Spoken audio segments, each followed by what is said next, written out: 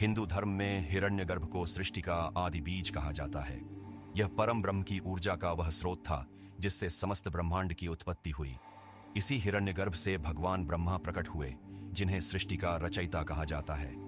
ब्रह्मा ने सृष्टि को व्यवस्थित करने और जीवन का विस्तार करने के लिए अपने मानस पुत्रों को उत्पन्न किया। इन मानस पुत्रों ने सृष्टि विस्तार में महत्वपूर्ण भूमिका निभाई और कई प्रमुख पौराणिक घटनाओं का कारण बने। आइए इस कथा को विस्तार से समझते हैं। सृष्टि से पहले का रहस्य।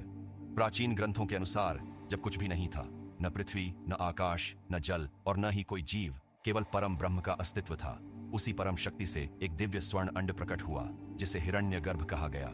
ऋग्वेद के अनुसार हिरण्यगर्भ संवर्तताग्रे भूतस्य जातः पतिरेक आसीत, अर्थात सृष्टि के प्रारंभ में हिरण्यगर्भ ही विद्यमान था और वही समस्त भूतों का स्वामी बना। यह हिरण्यगर्भ अनंत जल में स्थित था और हजारों वर्षों तक उसमें दिव्य ऊर्जा संचित होती रही। जब इसकी ऊर्जा पूर्ण रूप से विकसित हुई, तब इससे ब्रह्मा प्रकट हुए। ब्रह्मा की उत्पत्ति और सृष्टि की रचना। हिरण्यगर्भ से एक कमल उत्पन्न हुआ, जिसमें चतुर्मुख ब्रह्मा प्रकट हुए। जब ब्रह्मा की चेतना जागृत हुई, तो उन्होंने चारों दिशाओं में देखा, इसलिए उन्हें चतुर्मुखी कहा गया। ब्रह्मा ने देखा कि वे अकेले हैं और सृष्टि की रचना करनी है, लेकिन उन्हें यह नहीं पता था कि कहां से शुरुआत करें। इस स्थिति में ब्रह्मा ने तपस्या की, जिससे उन्हें सृष्टि निर्माण का दिव्य ज्ञान प्राप्त हुआ। इस ज्ञान को वेद कहा गया। हिरण्यगर्भ स्वयं सृजन शक्ति का प्रतीक है, जिससे ब्रह्मा प्रकट हुए। ब्रह्मा को सृष्टि का विस्तार करना था, लेकिन वे अकेले ऐसा नहीं कर सकते थे। ब्रह्मा ने सृष्टि को आगे बढ़ाने के लिए अपने मानस पुत्रों की रचना की। ये पुत्र उनके मन, संकल्प और योग शक्ति से उत्पन्न हुए थे। इन मानस पुत्रों के माध्यम से पूरी सृष्टि का विस्तार हुआ। किसी ने ज्ञान और तपस्या को बढ़ाया, किसी ने प्रजा उत्पन्न की, तो किसी ने देवताओं और असुरों की उत्पत्ति की। इस प्रकार हिरण्यगर्भ से सृष्टि की बीज रूप में उत्पत्ति हुई और ब्रह्मा तथा उनके मानस पुत्रों ने इसे विविध रूपों में विकसित किया। ब्रह्मा के प्रमुख मानस पुत्र और उनकी भूमिका। सनत कुमार गण। इनमें प्रमुख है सनक, सनंदन, सनातन, सनत कुमार। ये चार ऋषि ब्रह्मा के प्रथम मानस पुत्र थे। इन्होंने संसार के मोह में न पड़कर तपस्या और ज्ञान का मार्ग चुना। ये चिरंजीवी हैं और आज भी ब्रह्म ज्ञान का प्रचार करते हैं।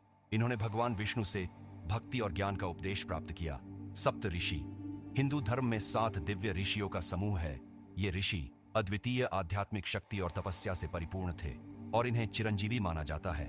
मरीचि ऋषि। ब्रह्मा के मानस पुत्रों में से एक मरीचि को प्रमुख प्रजापति माना जाता है। वे सृष्टि की संरचना में सक्रिय भूमिका निभाते हैं और उन्हें द्वितीय ब्रह्मा भी कहा जाता है। उनकी पत्नी का नाम संभूति है। ये कश्यप ऋषि के पिता हैं, जिनसे देवता, असुर, नाग, मनुष्य आदि समस्त जीव उत्पन्न हुए। अत्रि ऋषि। इनकी पत्नी अनसुया देवी थीं, जिन्होंने त्रिदेव ब्रह्मा, विष्णु, महेश को अपने पुत्र के रूप में प्राप्त किया। उन्हें 3 पुत्र प्राप्त हुए, दत्तात्रेय, ब्रह्म, विष्णु और महेश के संयुक्त अवतार। चंद्रमा, सोम, देवताओं के राजा। दुर्वासा ऋषि, क्रोध और तपस्या के प्रतीक। अंगिरा ऋषि। अंगिरा ऋषि को वेदों के अनेक मंत्रों के दृष्टा माना जाता है। वे अग्नि विद्या के झाता थे और अनेक शिष्यों को शिक्षा दी। इनकी पत्नी अनसुया देवी थीं, जिन्होंने त्रिदेव ब्रह्मा, विष्णु, महेश को अपने पुत्र के रूप में प्राप्त किया। पुलस्त्य ऋषि। पुलस्त्य ऋषि ने अनेक पुराणों का ज्ञान प्रदान किया। वे राक्षसों के पूर्वज माने जाते हैं। इनसे राक्षस वंश की उत्पत्ति हुई। रावण, कुंभकर्ण और विभीषण इनके वंशज थे। पुलह ऋषि। पुलह ऋषि ये ब्रह्मा के मानस पुत्र सृष्टि की संरचना में महत्वपूर्ण भूमिका निभाते हैं।